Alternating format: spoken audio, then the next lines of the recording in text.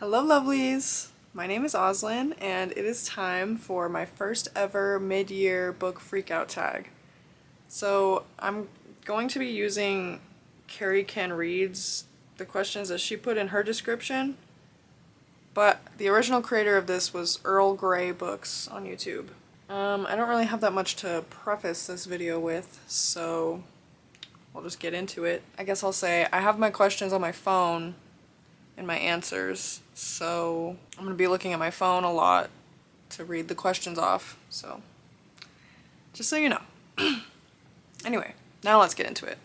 So the first question is the best book that you've read so far in 2025, and this one definitely took some thinking for me. I have a handful that I could have put in this category for sure, but it has to go to one of the first books that I read this year, Witchcraft for Wayward Girls by Grady Hendrix. This book deeply impacted me and I loved it so much. It emotionally affected me a lot and I loved it so much that I hyped it up a lot and had my boyfriend's mom read it, let her borrow it. I think that Grady Hendrix did a really good job with this one. I think that the characters were really well developed and it was really gross. I definitely understand people's criticism that there wasn't as much actual witchcraft as maybe one might expect going into it. But I also think that Grady Hendrix did a really good job of making you really feel like the witchcraft was the bond between the girls, and that is a pretty common sentiment in spirituality, so I actually liked that aspect. The second question is the best sequel that you've read so far in 2025. And this might be cheating, but I don't read series. I rarely read series, and the ones that I have read, actually, I think I've only read interconnected standalones. No, that's such a lie. Such a lie. But I'm already gonna mention some of the other sequels, so. Catching Fire, like I said, it's a reread, a little bit of cheating, but this is my favorite book of the original Hunger Games trilogy, and upon rereading, I stand by that opinion. This book is so good. Oh my god, Suzanne Collins put drugs in this. Next question is, new release you haven't read yet, but want to. And I have two. I have The Buffalo Hunter. I don't actually have them, but on my list would be The Buffalo Hunter by Stephen Graham Jones and Don't Let Him In by Lisa Jewell. I adored The Only Good Indians by Stephen Graham Jones. I absolutely loved. I was not I don't know, I DNF'd My Heart is a Chainsaw. I don't really know why, I just was not feeling it. And then I kind of felt like I Was a Teenage Slasher would have similar vibes to My Heart is a Chainsaw. So I just haven't read those ones yet, but I really want to read Buffalo Hunter, so. And then Don't Let Him In. Honestly, I don't even know what that one's about. I just like Lisa Jewell thrillers, so. And then as for romance books and stuff, I feel like I've read all of the romance that is already released this year that I'm really interested in, so. But the next question is most anticipated release for the second half of the year, and I have three answers because I couldn't pick just one, and I really am desperate to read all of these. So first one, Wild Card by Elsie Silver, the fourth in the Rose Hill series. I've loved all the other books in the Rose Hill series so far, so hoping that one hits. And then number two, The Dark is Defying by Chloe C. Pennyronda, and that is the third book in the Nightfall trilogy, the final book in the trilogy. Wildcard is coming out in September, and then The Dark is Defying is coming out in December, 2 days before my birthday. And then the third one is Play Nice by Rachel Harrison, and I don't remember when this one's coming out, but I really loved The Return by Rachel Harrison, and then I liked but didn't love Black Sheep by Rachel Harrison. So the cover of Play Nice is gorgeous. And I'm not that good at reading new releases, so I haven't read, like, So Thirsty, I think it was. I want to read that. I just haven't gotten around to it yet. But Play Nice, the cover is gorgeous. So, we'll see. We'll see if I get that one soon. Soon after release, I guess I should say. So the next question, biggest disappointment of the year. This is no surprise if you've watched my other videos. I ranted about this book for so long in my wrap-up of the month that I read it, and I think I've actually mentioned it in other videos because I just hate it that much. The House at the Bottom of a Lake by Josh Malerman. I really had high expectations for that one, guys. And I have whichever wrap-up is titled, like, the books I read this month and a small rant. That is the one where I talk about The House at the Bottom of a Lake. I'll link it in the description. The next question is biggest surprise. And my biggest surprise was Reckless by Elsie Silver. This is the first published romance novel that I've ever read. I was really big on fan fiction and, like, Wattpad stories when I was younger, but I've never read a published fiction before this, or published romance before this year, and Reckless was so pleasantly surprising. It took me a while to read this, but I'm glad that I read it when I did because I was definitely, like, in the mood for it, and it started a revolution for me. Now I have this whole shelf of romance books. It's amazing. Also, oh God. If you don't want to listen to me be repetitive for the rest of the video, I'm about to mention Elsie Silver 3 more times and then I'm done. So, next question. Favorite new author? Big shock here. It's Elsie Silver. I think besides Stephen King, because I've been reading Stephen King since I was like 14, but I think I've read the most Elsie Silver books of any author besides Stephen King. Crazy. The next question is newest fictional crush, and the bisexual experience is reading Wild Love and having a crush on Ford and Rosie at the same time. And then newest favorite character, I'm literally just jumping back and forth between these two, but it is Winter Hamilton from Reckless. I relate to her so much. I've never read a book character where I'm like, oh my god, get me out of my own head. Like, why am I here? Actually. So, I guess that's like one type of favorite character. And then on the other hand, my other favorite character probably would be...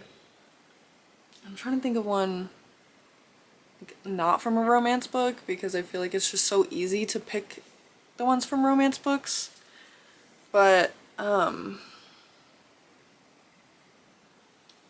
I can't think of his name off the top of my head, but the main character of Blackmouth by Ronald Malfi.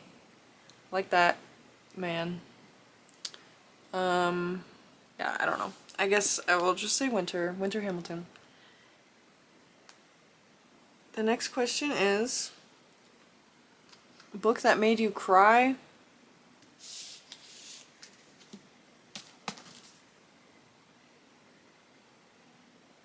Don't look at me. Don't look at me. Don't judge me. Okay, please don't judge me. This book, if you watched my spoiler-heavy reading vlog, you would know. This book had me sobbing several times. And, like, looking back, I want to say, like, it was not that serious, but it was. I'm sorry, but it was. Like, I fear that book 4 might actually kill me. Sorry. You guys can hate on me if you want. But, like, I don't know. That just contemporary romance formula in a high fantasy world with pretty easy to follow world building that isn't too complex to, like, get me into fantasy. Yeah, Thank you. I'm sorry, I haven't been reading fantasy since I was 5 years old, but yeah, I feel like this was a really good, like, introduction to fantasy. I don't know. And if you're a hater of Onyx Storm, you're not gonna like this book. So, the next question is the book that made me happy. A book that made me happy. And again, I didn't want to just pick a romance book because that would just be an Elsie Silver book and that's just really obvious. But I chose Pretty Little Liars because it gave me like so much nostalgia. I've never even read the books before, but just especially the first one is pretty similar to the show. So even though the story of Pretty Little Liars is kind of dark, it just made me really happy in like a nostalgic way. Like to be going back into that world because I watched Pretty Little Liars like pretty obsessively when I was a child. So yeah, it was really nice to go back to that world. And then the second to last question is the most beautiful book I've bought this year, and this one was so easy for me. I freaked out when I saw this book in store and then I bought it, and I told you guys how obsessed I was with it and I kept staring at it. So I'll show you the dust jacket first. I just took it off because it has a deluxe hardcover, but look at this dust jacket. So anyways, as I was saying earlier, if you don't like Fourth Wing, you're not gonna like this series. Like, let me tell you. Also, if like proofreading mistakes are gonna bother you, you will not like this book. Or this series in general. There are so many like typos and proofreading errors in this book, but I did not care. Don't care. Literally, give me 3,000 of them. It's so beautiful and I love the story so much that, yeah, I don't care. I mean, it's disappointing that Bramble couldn't fucking re-edit their indie published books that they pick up. Like, why are you gonna pick up an indie published book and then not even give it the time to have it be re-edited or anything? But anyway, look at that. They're beautiful. Night and Estrella. I really wanted to answer them for a lot of my answers too. So, like, Estrella, I would say, is probably one of my new favorite characters for sure. But yeah, this book is just so gorgeous, and it doesn't have like the deluxe end papers like the first one does, but look at it. It's so pretty. And it has like stars on the top and bottom too. And I don't even own it yet, but I'm so deeply obsessed with The Dark is...